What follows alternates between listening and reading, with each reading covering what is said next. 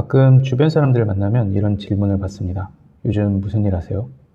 그럴 때 저는 그냥 이렇게 대답합니다. 돈 되는 일은 다 하고 있다. 광고도 하고 물건도 팔고 사람이나 정보를 연결하는 중개업도 하고 필요한 서비스가 있으면 직접 개발도 합니다. 그러면 대부분 비슷한 이야기를 합니다. 너무 여러 가지 하는 것 아니야? 하나만 제대로 해야 하지 않아? 이것저것 버리지 말고 잘 되는 것 하나에 집중해. 틀린 말은 아닙니다. 제로투원에서도 비슷한 이야기가 나옵니다. 경쟁하는 기업이 아니라 시장을 독점하는 기업이 승자가 된다는 겁니다. 결국 한 분야에서 압도적인 1등이 되어야 큰 성공을 만들 수 있다는 이야기입니다. 실제로 큰 기업을 보면 그렇습니다. 하나의 핵심 상품이나 서비스를 중심으로 시장을 장악하고 자본과 인력을 집중시킵니다. 여러 사업을 어설프게 건드리는 것보다 가장 가능성 높은 한 가지에 투자하는 것이 효율적입니다. 그런데 저는 이 논리가 1인 창업에도 똑같이 적용되는지는 조금 의문입니다. 큰 기업과 혼자 사업하는 사람은 애초에 게임의 규칙이 다르기 때문입니다. 1인 창업자가 큰 시장에 들어가기는 쉽지 않습니다. 시장 규모가 크다는 건 그만큼 경쟁자가 많다는 뜻이고 이미 잘 알려진 산업에는 오래된 기업과 브랜드가 자리 잡고 있습니다. 그들과 경쟁하려면 광고비도 필요하고 개발 인력도 필요하고 영업 조직과 고객 지원 인력도 필요합니다. 혼자서 자본력과 조직력을 정면으로 상대하기는 어렵습니다. 그래서 1인 창업자는 보통 틈새 시장을 찾습니다. 대기업이 관심을 갖기에는 작지만 분명히 불편함을 느끼는 고객이 있는 시장입니다.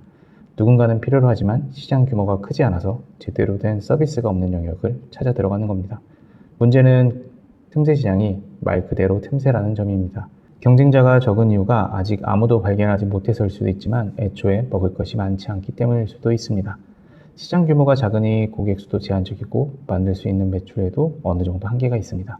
반대로 생각해보면 이렇습니다. 수익이 아주 크지 않아 보인다. 시장도 작아 보인다. 그래서 큰 기업은 관심을 갖지 않는다. 그렇기 때문에 혼자서도 들어가서 일정 부분을 차지할 수 있다.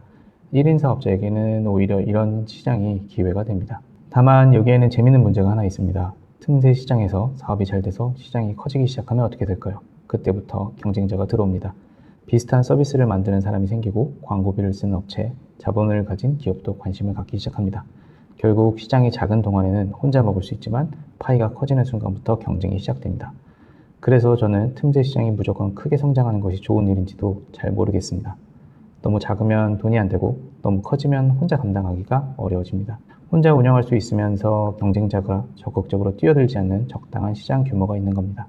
어쩌면 제 핑계일 수도 있습니다. 하지만 제가 여러 서비스를 운영해 보면서 느낀 것은 하나의 작은 사업으로 월 100만 원이나 200만 원 정도의 수익을 만드는 것은 생각보다 가능하다는 점입니다. 문제는 그 다음입니다. 200만 원을 500만 원으로 만드는 순간부터 난이도가 달라집니다.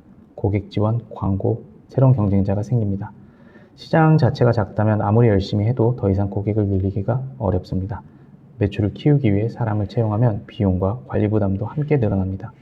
사업이 성장하면서 오히려 혼자 운영하기 좋은 구조가 무너질 수도 있습니다. 그래서 저는 하나의 사업을 무조건 크게 키우는 방식보다 다른 목표를 세웠습니다. 월 200만 원을 버는 사업을 10개 만드는 것입니다. 물론 10개가 모두 성공한다는 뜻은 아닙니다. 10개를 만들면 그 중에는 반응이 없는 사업도 있을 것이고 꾸준히 작은 수익만 내는 사업도 있을 겁니다.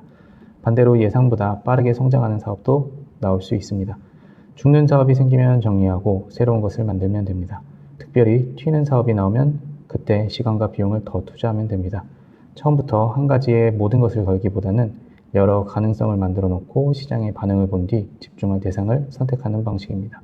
투자 관점에서 보면 일종의 포트폴리오에 가깝습니다. 하나의 사업에 모든 수익을 의존하면 그 사업이 흔들릴 때 전체 생계가 흔들립니다. 검색 노출 방식이 바뀌거나 거래처가 사라지거나 경쟁 서비스가 등장하는 것만으로도 매출이 급격히 줄어들 수 있습니다. 반면 여러 개의 작은 수익원이 있으면 하나가 줄어들어도 다른 사업이 버텨줍니다. 물론 여러 가지를 동시에 한다고 해서 무조건 안전한 것은 아닙니다. 운영해야 할 것이 너무 많아지면 집중력이 분산되고 어느 것 하나 제대로 관리하지 못할 수도 있습니다. 그래서 모든 사업을 똑같은 강도로 운영해서는 안 됩니다. 자동화할 수 있는 것들은 자동화하고 유지비가 많이 드는 사업은 빠르게 판단해야 합니다. 고객이 없는 서비스를 아깝다는 이유로 계속 붙잡고 있을 필요도 없습니다. 여러 개를 시작하되 살아남을 가능성이 없는 것은 빨리 정리하는 기준이 필요합니다. 아이템을 하나만 가지고 1인 창업을 시작하는 것도 생각보다 큰 위험이 있습니다. 스타트업에서 피벗이란 용어가 괜히 나오는 것이 아닙니다. A라는 서비스를 만들었는데 고객의 반응을 확인해 보니 정작 고객들은 A보다 부가 기능을 넣었던 B를 더 좋아할 수 있습니다. 그러면 기존 사업을 수정하고 B를 중심으로 다시 시작합니다. 이것이 피벗입니다. 문제는 피벗에도 시간과 돈이 필요하다는 점입니다. 고객을 모으고 반응을 분석하고 방향을 바꾸고 다시 제품을 만드는 동안 계속 비용이 들어갑니다. 투자받은 스타트업이라면 여러 차례 시도할 수 있지만 혼자 사업하는 사람은 버틸 수 있는 시간이 길지 않습니다. 수입이 없는 상태에서 하나의 아이템만 몇 달 동안 개발했는데 시장이 반응이 없다면 다시 시작할 여력이 남지 않을 수 있습니다. 그래서 저는 처음부터 완벽한 하나를 찾는 것보다 작게 여러 개를 시장에 내보내는 방식이 현실적이라고 생각합니다. 다만 중요한 것은 무작정 만드는 것이 아닙니다. 먼저 팔아봐야 합니다. 고객이 정말 돈을 낼 것인지 확인하고 최소한의 기능만 만들어서 빠르게 시장에 내놓는 겁니다. 팔리지 않는다면 이유를 확인하거나 수정하거나 정리합니다. 반응이 있다면 그때 기능을 추가하고 운영을 개선하면 됩니다. 많은 사람이 사업 아이템을 고민할 때 가장 좋은 아이디어 하나를 찾으라고 합니다.